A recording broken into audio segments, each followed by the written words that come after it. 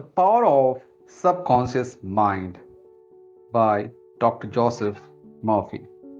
Chapter 2: How Your Mind Works. Your mind is your most precious possession. It is always with you, but its most amazing powers will be used only when you have learned how to use it. As we have seen, there are two levels to your mind: the conscious or rational level and the subconscious or irrational level. You think with your conscious mind, and whatever you habitually think sinks down into your subconscious mind, which then creates according to the nature of your thoughts. Your subconscious mind is the seat of your emotions. It is the creative mind. If you think good, good will follow. If you think evil, evil will follow. This is the way your mind works. The most important point to remember is this: once the subconscious mind accepts an idea, it begins to execute it. It is an astonishing and subtle truth that the law of subconscious mind works for good and bad ideas alike. This law, when applied in a negative way, is a cause of failure, frustration, and unhappiness. When your habitual thinking is harmonious and constructive, however, you experience perfect health, success, and prosperity. Peace of mind and healthy body are inevitable once you begin to think and feel in the right way. Whatever you claim mentally and feel as true, your subconscious mind will accept and bring forth into your experience. All you have to do is to get your subconscious mind to accept your idea. Once that happens, the law of your subconscious mind will bring forth the health, peace, and prosperity you desire. You give the command or decree, and your subconscious mind will faithfully reproduce the idea impressed upon it. The law of your mind is this: the reaction or response you get from your subconscious mind will be determined by the nature of the thought or idea you hold in your subconscious mind. Psychologists and psychiatrists point out that when thoughts are conveyed to your subconscious mind, impressions are made in the brain cells. As soon as your subconscious accepts any idea, it proceeds to put it into effect immediately, working by association of ideas. It uses every bit of knowledge that you have gathered in your lifetime to bring about its purpose. It draws on the infinite power, energy, and wisdom within you. It lines up all the laws of nature to get its way. Sometimes it seems to bring about an immediate solution to your difficulties, but at other times it may take days, weeks, or longer. In ways are its ways are past finding out. The differences between the conscious and subconscious. You must remember that the conscious and subconscious are not two minds. They are merely two spheres of activity within one mind. Your conscious mind is the reasoning mind. It is that phase of mind that chooses. For example, you choose your books, your home, your partner in life. You make all the decisions with your conscious mind. On the other hand, without any conscious choice on your part, your heart is kept functioning automatically, and the vital functions of digestion, circulation, and breathing are carried on by your subconscious mind through processes independent of your conscious control. Your subconscious mind accepts what is impressed upon it or what you consciously believe. It does not reason things out as your conscious mind does, and it does not argue with you conversationally, controversially.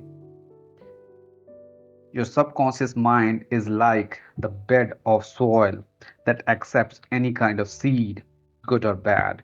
Your thoughts are active, they are the seeds. Negative, destructive thoughts continue to work negatively in your subconscious mind. Sooner or later, they will emerge and take shape as an outer experience that corresponds to their content. Remember, your subconscious mind does not engage in proving whether your thoughts are good or bad, true or false. It responds according to the nature of your thoughts or suggestions. For example, if you consciously assume that something is true, even though it may be false, your subconscious mind will accept it as true and proceed to bring about results that must necessarily follow because you consciously assumed it to be true. Experiments by psychologists. Psychologists and others have performed countless experiments on people who are in a hypnotic trance. This research shows that clearly that the subconscious mind does not make the selections and comparisons that are necessary for a reasoning process. Your subconscious mind will accept any suggestions, however false. Having once accepted any suggestion, it responds according to the nature of the suggestion given. To illustrate how suggestible your subconscious mind is, if a practiced hypnotist suggests to one of her subjects that she is Napoleon Bonaparte, or even a cat or a dog, the subject will act out the part with imitable accuracy. Her personality becomes changed for the time being. She believes herself to be whatever the operator tells her she is. A skilled hypnotist may suggest to one of his students in the hypnotic state that her black back itches, to another that his nose is bleeding, to another that she is a marble statue, to another that she is freezing and the temperature is below zero. Each one will follow out the line of his particular suggestion, totally obvious of all the surroundings that do not pertain to the hypnotic suggestion. These simple illustrations portray the difference between your conscious reasoning mind and your subconscious mind, which is impersonal, non selective, and accepts as true whatever your conscious mind believes to be true. Hence, the importance of selecting thoughts, ideas, and premises that bless, heal, inspire, and fill your soul with joy. The terms objective and subjective mind clarified. Your conscious mind is sometimes referred to as your objective mind because it deals with outward objects. The objective mind is aware of the objective world. Its media of observation are your five physical senses.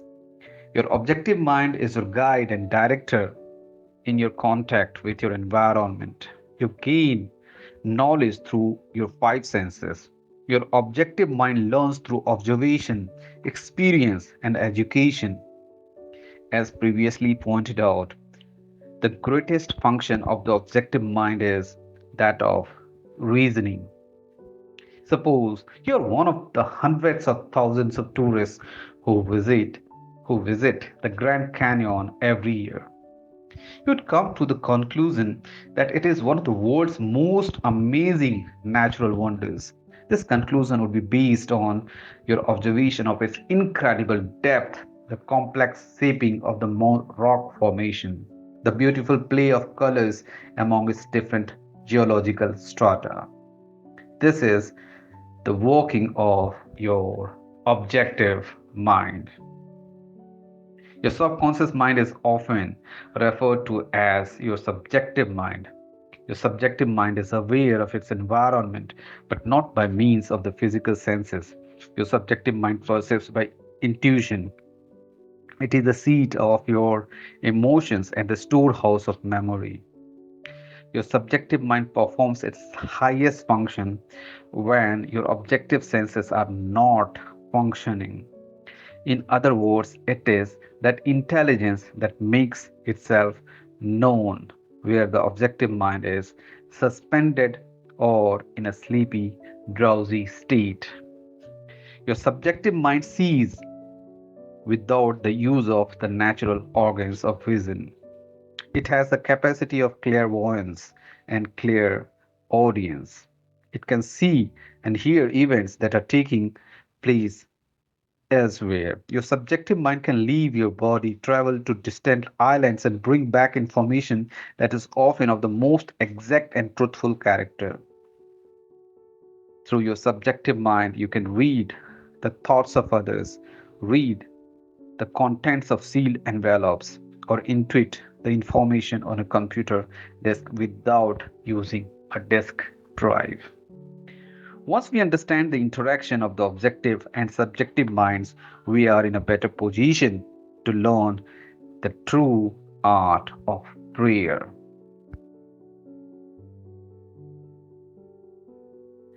The subconscious cannot reason like your conscious mind. Your subconscious mind does not have the ability to argue or dispute what it is told. If you give it a wrong information, it will accept it as true. It will then work to make that information correct. It will bring you suggestions, even those that were false, to pass as conditions, experiences, and events. Everything that has happened to you happened because of thoughts impressed on your subconscious mind through belief. If you have communicated wrong or distorted concepts to your subconscious mind, it is of the most urgent importance to correct them. The sure way to do this is by repeatedly giving your subconscious mind constructive, harmonious thoughts. As these are frequently repeated, your subconscious mind accepts them. In this way, you can form new, healthier habits and of thoughts in life, for your subconscious mind is the seat of habit. The habitual thinking of your conscious mind establishes deep grooves in your subconscious mind. If your habitual thoughts are harmonious, peaceful, and constructive, your subconscious mind will respond by creating harmony, peace, and constructive conditions. Have you fallen prey to fear, worry, and other destructive forms of thinking? The remedy is to recognize the power of your subconscious mind and decree freedom, happiness, and perfect health. Your subconscious mind, being creative and one with your divine source, will then start to create the freedom and happiness you have honestly decreed. The tremendous power of suggestion. As you can see by what we have already discussed, your conscious mind serves as the watchman at the gate. One of its most crucial functions is to protect your subconscious mind from false impressions. The reason this is so important goes back to one of the basic laws of mind. Your subconscious mind is very sensitive to suggestion. Your subconscious mind is very sensitive to suggestion. As you know, your subconscious mind does not make comparisons or contrasts. It does not reason and think things out for itself. The latter function belongs to your conscious mind. No, your subconscious mind simply reacts to the impressions given to it by your conscious mind. It does not pick and choose among different courses of action. It merely takes what it is given. Suggestion is a tremendously powerful force. Imagine that you are on board a ship that is rocking a bit from side to side. You approach a timid looking fellow passenger and say, Gee, you don't look so hot. Your face is practically green. I'm afraid you're about to be seasick. Can I help you to your cabin? The passenger turns pale. The suggestion you have just made about seasickness, links up with her own fears and forebodings. She lets you escort her down below decks. Once she is there, your negative suggestion, which she accepted, comes true. Different reactions to the same suggestion. It is important to realize that different people will react in different ways to the same suggestion. This is because they have different subconscious conditioning or beliefs. Suppose instead of choosing a fellow passenger on the ship, you go up to a member of the crew. You say, Hey buddy, you don't look so great. Do you think you're about to be seasick? Depending on the sailor's temperament, he either laughs at your feeble joke or tells you to get lost. Your suggestion had no power over him because the idea of seasickness was associated in his mind with his own immunity from it.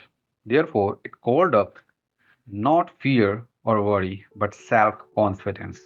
A dictionary will tell you that a suggestion is the act or instance of putting something into one's mind.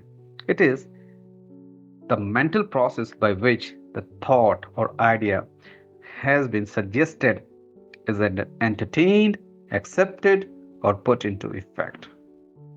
Remember,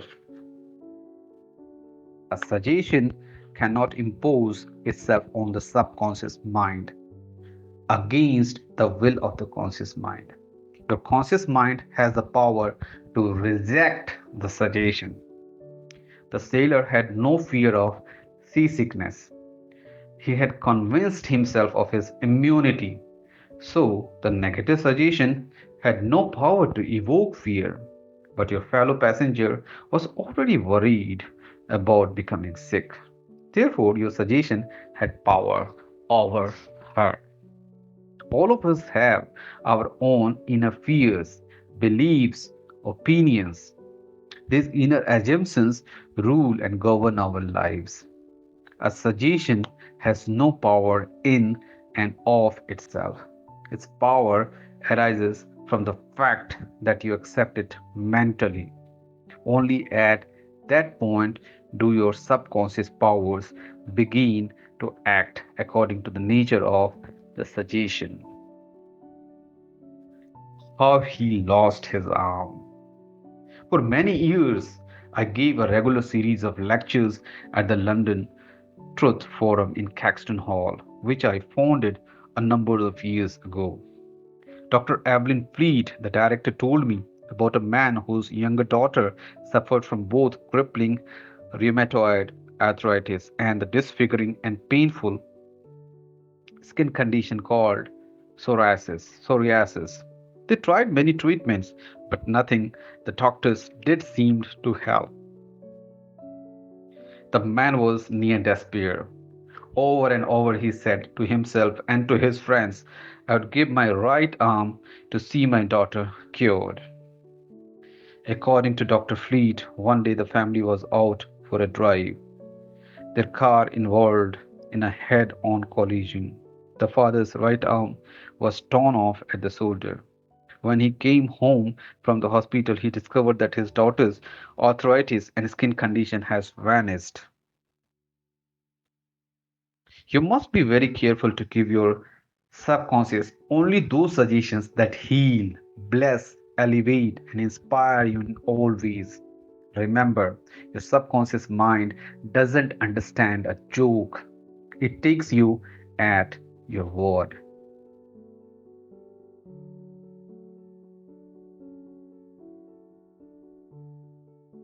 How autosuggestion banishes Fear. The term autosuggestion means suggesting something definite and specific to oneself. Like any tool, wrongly used, it can cause harm, but used properly, it can be extremely helpful. Janet R. was a talented younger singer. She was invited to try out for an important role in an opera production. She desperately wanted to audition, but she was also terribly apprehensive.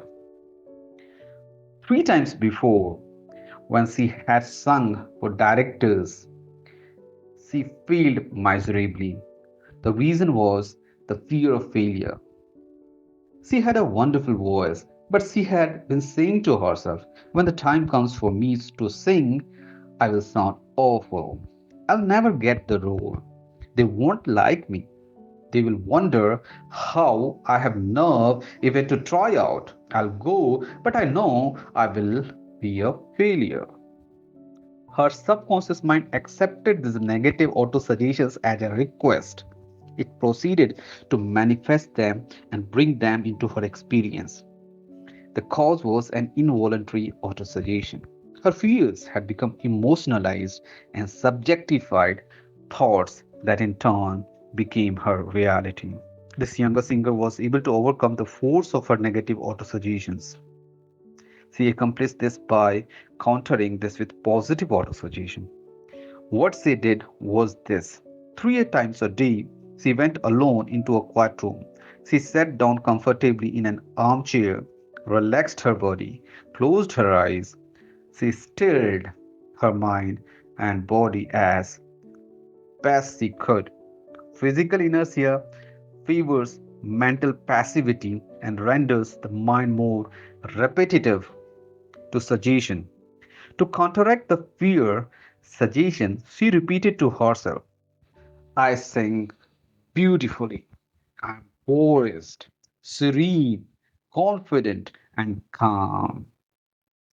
At a sitting, she repeated the statement slowly, quietly, and with feeling from 5 to 10 times. She had 3 such sittings during the day and one immediately before going to sleep. After 1 week, she was completely poised and confident. With when the fateful day came, she gave a wonderful audition and was cast in the part. How she restored her memory. A woman of 75 had always been proud of her ability to remember. Like everyone, she forgot things now and then, but she paid no attention. However, as she got older, she began to notice these occasions and worry about them. Each time she forgot something, she said to herself, I must be losing my memory because of my age. As a result of this negative autosuggestion, more and more names and events slipped her mind. She was close to despair. Then, fortunately, she realized how she was damaging herself. She resolved to reverse the process. Every time she felt the temptation to think, I'm losing my memory, she stopped herself. More than that, she deliberately reversed the procedure. Several times a day, she practiced induced positive autosuggestion. She said to herself, from today onward, my memory is improving in every way. I will always remember whatever I need to know at every moment of time and point of space. The impressions I receive will be clear and definite. I will retain them automatically and easily. Whatever I want to recall will immediately present itself in the correct form in my mind. I'm improving rapidly every day. Very soon, my memory will be better than it has ever been before. At the end of 3 weeks, her memory was back to normal. How he overcame a nasty temper. I was consulted by a man whose marriage and career were both in serious trouble. Hawk D's problem was his constant irritability and bad temper. He was concerned about this himself, but if anyone tried to discuss it with him, he exploded in anger. He constantly told himself that everyone was picking on him and that he had to defend himself against them. To counter this negative auto-suggestion, I advised him to use positive auto-suggestion. Several times a day, morning, noon, and at night prior to sleep, he was to repeat to himself, "From now on, I shall grow more good humored. Joy, happiness, and cheerfulness are now becoming my normal states of mind. Every day, I'm becoming more and more lovable and understanding. I will be a center of cheer and goodwill to all those around me, infecting them with my good spirits. This happy, joyous, and cheerful mood is now becoming my normal, natural state of mind. I'm grateful." After a month, his wife and his co-workers remarked on how much easier he was to get along with. Some comments of heterosuggestions. The term heterosuggestion means suggestions from another person. In all ages and in every part of the world, the power of suggestion has played a dominant part in the life and thought of humankind. Political creeds, religious beliefs, and cultural customs all flourish and perpetuate themselves through the power of heterosuggestion. Suggestion can be used as a tool to discipline and control ourselves. However, it can also be used to take control and command over others who have not been taught to understand the laws of mind. In its constructive form, it is wonderful and magnificent. In its negative aspects, it is one of the most destructive of all the response patterns of the mind. Its results can be enduring patterns of misery, failure, suffering, sickness, and disaster. Have you accepted any of these? From the day we were born, we were bombarded with negative suggestions. Not knowing how to counter them, we unconsciously accept them and bring them into being as our experience. Here are some examples of negative suggestions. You can't, you will never amount to anything. You must not, you will fail, you haven't got a chance, you're all wrong. It's of no use, it's not what you know, but who you know. The world is going to the dogs. What's the use? Nobody cares. There is no point to trying so hard. You're too old now. Things are getting worse and worse. Life is an endless grind. Love is for the birds. You just can't win. Watch out. You will catch a terrible disease. You just can't trust a soul. By accepting these heterosuggestions of this kind, you collaborate in bringing them to pass. As a child, you were helpless when faced with the suggestions of others who were important to you. You did not know any better. The mind, both conscious and unconscious, was a misery you did not even wonder about. As an adult, however, you are able to make choices. You can use constructive autosuggestion, which is a reconditioning therapy, to change the impressions made on you in the past. The first step is to make yourself aware of the heterosuggestion that are operating on you. Unexamined, they can create behavior patterns that cause failure in your personal and social life. Constructive autosuggestion can release you from the mass of negative verbal conditioning that might otherwise distort your life pattern, making the development of good habits difficult or even impossible. You can counteract negative suggestions. Pick up the paper or turn on the television news.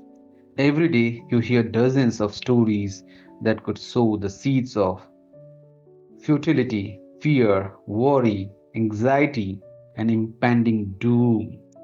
If you accept them and take them in, these thoughts of fear can cause to lose the will of for life. However, once you understand that you do not have to accept them. Choices open up for you.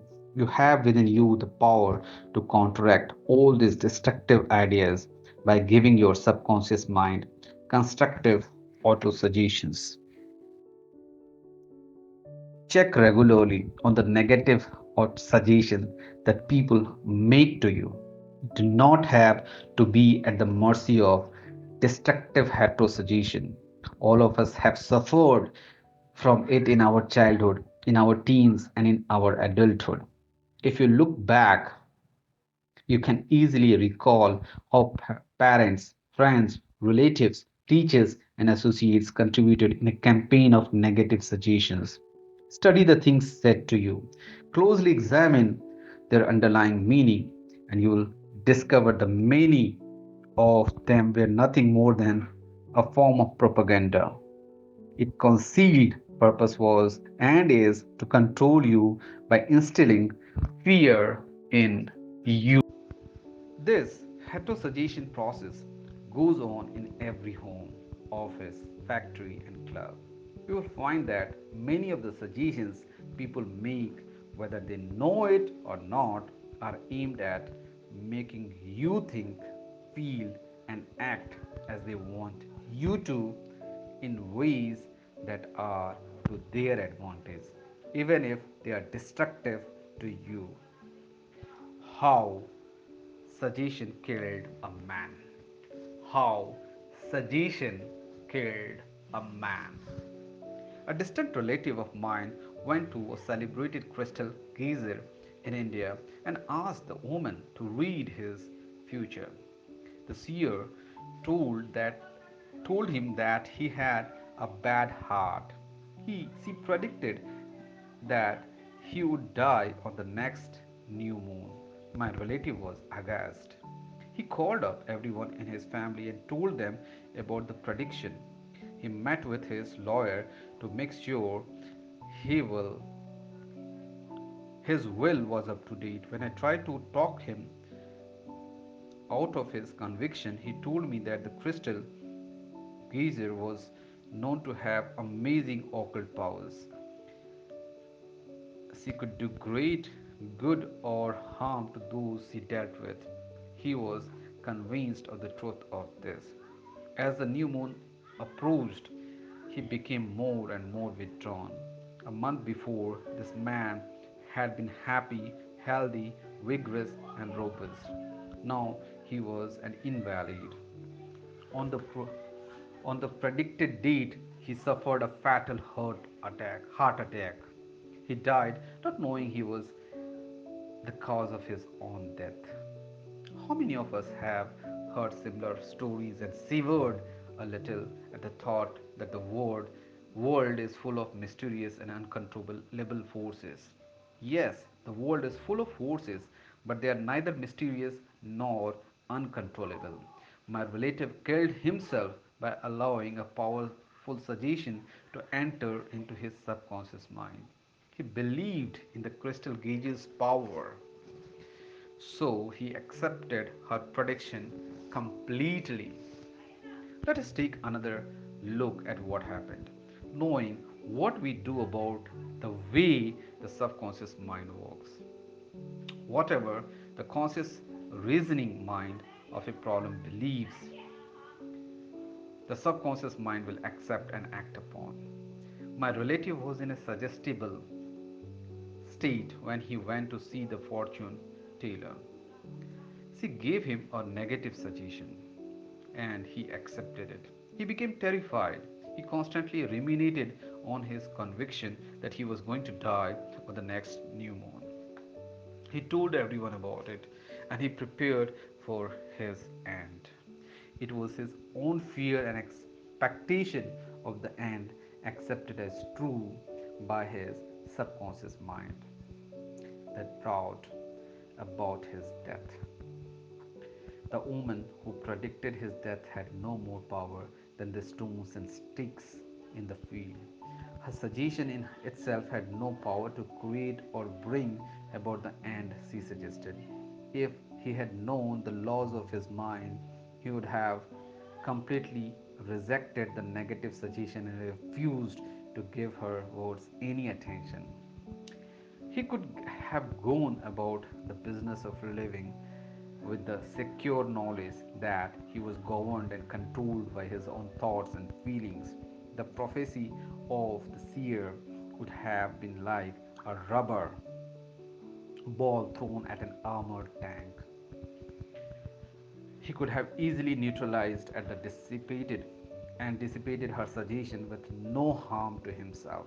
Instead, through lack of awareness and knowledge, he allowed it to kill him. In themselves, the suggestion of others have no power over you. Whatever power they have, they gain because you give it to them through your own thoughts. You have to give your mental consent. You have to entertain and accept the thought. At that point, it becomes your own thought, and your subconscious works to bring it into experience. Remember, you have the capacity to choose life, choose love, choose health. The power of an assumed major premise. Since the days of ancient Greece, philosophers and logicians have studied the form of reasoning called syllogism. Syllogism. Your mind reasons in syllogisms. In practical terms, this means that whatever major premises your conscious mind assumes to be true, that determines the conclusion your subconscious mind will come to, no matter what the particular question or problem might be. If your premises are true, the conclusion must be true. For example, every virtue is praiseworthy. Kindness is a virtue. Therefore, kindness is praiseworthy. All formed things change and pass away. The pyramids of Egypt are formed things. Therefore, the pyramids will change and pass away. The first statement is referred to as major premise, and the right conclusion must necessarily follow the right premise. A college professor who attended some of my science of mind lectures in New York City's town hall came to speak with me afterward. He told me everything in my life is topsy turvy. I have lost health, wealth, and friends. Everything I touch turns out wrong. I explained to him that his problems followed logically and directly from his self destructive major premise.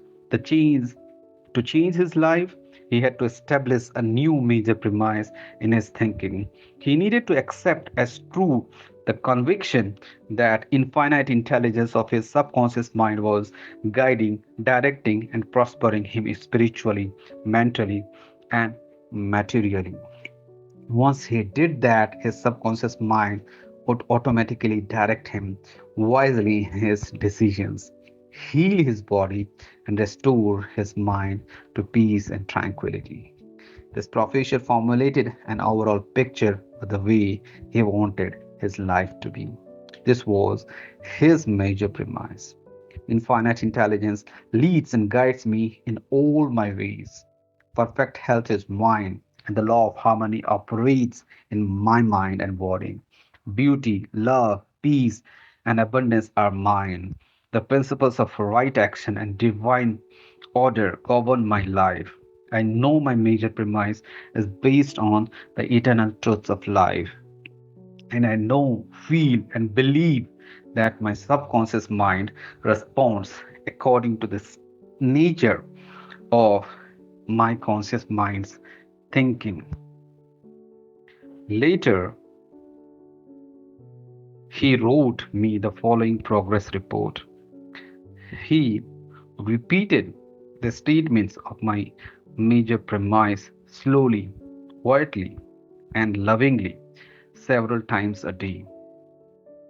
I knew that there were They were sinking deep down into my subconscious mind. I was convinced by the laws of mind the results must follow. I'm deeply grateful for the interviews you gave me, and I would like to add that all departments of my life are changing for the better. It works. It walks. Yes, it walks. The subconscious does not argue controversially. Your subconscious mind is all wise. It knows the answers to all questions. However, it does not know that it knows. It does not argue with you or talks back to you. It does not say, you must not impress me with suggestions of that sort. Whenever you say, I can't do this, I'm too old now, can't meet this obligation. I was born on the wrong side of the tracks. I don't know the right politician. You are impregnating your subconscious with these negative thoughts. It responds accordingly. You are actually blocking your own good. You are bringing back limitation, frustration into your life. When you set up the obstacles, impediments, and delays in your subconscious mind, you are denying the wisdom and intelligence resident in your subconscious mind. You're actually saying, in effect, that your conscious mind cannot solve your problem. This leads to mental and emotional congestion, followed by sickness and neurotic tendencies. To realize your desires and overcome your frustration, affirm boldly several times a day. The infinite knowledge that gave me the desire leads, guides, and reveals to me the perfect plan for the unfolding of my desire. I know the deeper wisdom of my subconscious is now responding, and what I feel and claim within is expressed in the without. There is a balance, equilibrium, and equanimity. On the other hand, if you say there is no way out, I'm lost, there is no way out of this dilemma, I'm stymied and blocked, you will get no answer or response from your subconscious mind. If you want the subconscious to work for you, you have to give it the right request and get its cooperation. It is always working for you. It is controlling your heartbeat and breathing this minute. When you cut your finger, it sets in motion the complex process of healing. Its fundamental policy tendency is lifeward. It is forever seeking to take care of you and preserve you. Your conscience had a mind of its own, but it accepts your patterns of thoughts and imagery. When you look for the answer to a problem, your subconscious will respond, but it expects to come to a decision and to a true judgment in your conscious mind. You must acknowledge that the answer is in your conscious mind. If you say, I don't think there is any way out, I'm all mixed up, confused, why don't I get an answer? You are neutralizing your prayer. Like the soldier making marking time, you use up vital energy, but you do not move forward. Still, the wheels of your mind relax, let go, quietly affirm. My conscious, my subconscious knows the answer. It is responding to me now. I give thanks because I know the infinite intelligence of my subconscious knows all things and is revealing the perfect answer to me now. My real conviction is now setting free the majesty and glory of my subconscious mind. I rejoice that it is so. That concludes chapter 2, and let's get a read the review of highlights. Number 1, think good and good follows. Think evil and evil follows. You are what you think all day long. Number 2, your subconscious mind does not argue with you. It accepts what your conscious mind decrees. If you say, I can't afford it, your subconscious mind works to make it true. Select a better thought. Decree, I'll buy it. I accept it in my mind. Number 3, you have the power to choose. Choose health and happiness. You can choose to be friendly or you can choose to be unfriendly. Choose to be cooperative, joyous, friendly, lovable, and the whole world will respond. This is the best way to develop a wonderful personality. Number four, your conscious mind is the watchman at the gate. Its key function is to protect your subconscious mind from false impressions. Choose to believe that something good can happen and is happening now. Your greater power is your capacity to choose. Choose happiness and abundance. The suggestion and statements of others have no power to hurt you. The only power is the movement of your own. You can choose to reject the thoughts or statements of others and affirm the good. You have the power to choose how you will react. Watch what you say. You have to account for every idle word. Never say, I will fail, I lose my job, I can't pay the rent. Your subconscious cannot take a joke. It brings all these things to pass. Your mind is not heaven. No force of nature is able. It all depends how you use the powers of nature. Use your mind to bless, heal, and inspire all people everywhere. Never say, I can't overcome the fear by substituting the following: I can do all things through the power of my subconscious mind. Begin to think from the standpoint of the eternal truths and principles of life, and not from the standpoint of fear, ignorance, and superstition. Do not let others do your thinking for you. Choose your thoughts and make your own decisions. You are the captain of your soul, subconscious mind, and the master of your fate. Remember, you have the capacity to choose. Choose life, choose love, choose health, choose happiness. Whatever your conscious mind assumes and believes to be true, your subconscious mind will accept and bring to pass. Believe in good fortune, divine guidance, right action, and all the blessings of life. Thank you.